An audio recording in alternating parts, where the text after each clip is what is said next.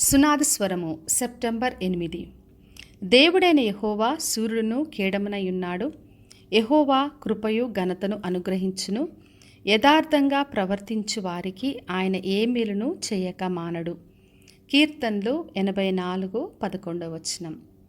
మన దేవుడు మనకు సూర్యుడిగా కేడముగా ఉన్నాడు.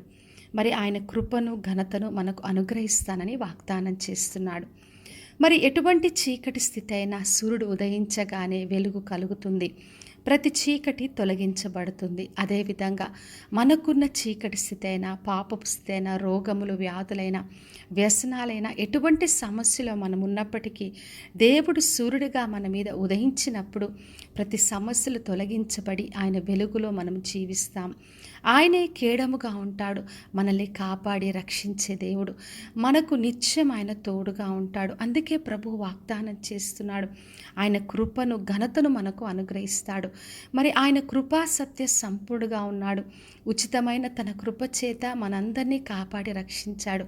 అందుకే మనం ఆయన బిడ్డలుగా జీవించినప్పుడు ఆయన ఘనతను మనకు అనుగ్రహిస్తాడు.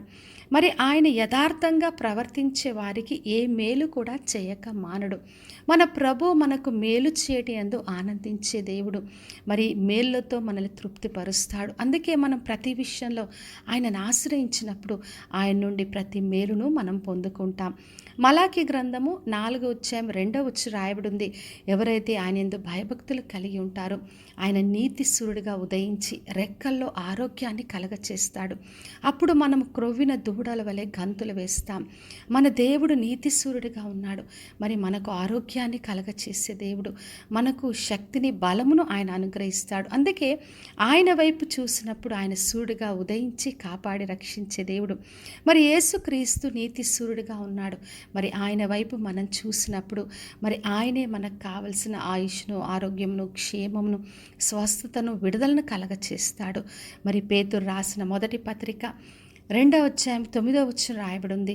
మరి చీకట్లో నుండి ఆశ్చర్యకరమైన తన వెలుగులోకి నడిపించాడు. మరి మనలను తనకు రాజులైన యాజక సమూహంగా చేసుకున్నాడు. పరిశుద్ధ జనముగా ఏర్పరచుకున్న దేవుడు. కాబట్టి నా ప్రియ సహోదరి, సహోదర, మన దేవుడు మనకు ఘనతనిస్తాడు. మరి యథార్థంగా ఉన్న మనకు ఎటువంటి మేలు చేయక మానడు. కాబట్టి విశ్వాసంతో ఆయన్ని ఆశ్రయించి ఆయన ద్వారా ప్రతి మేలును పొందుకుందాం. ప్రార్థన చేసుకుందాం. పరలోకమందున్న మా తండ్రి, మా దేవ, ఈ రోజునిచ్చిన వాగ్దానం కొరకే వందనాలు.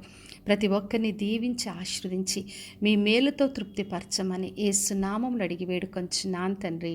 ఆమెన్. ఈ శుభవచనము వినుచున్న ప్రతి ఒక్కరి జీవితంలో నెరవేర్చబడునుగాక. నేను మీ ప్రియ సహోదరి మంజులా చరణ్.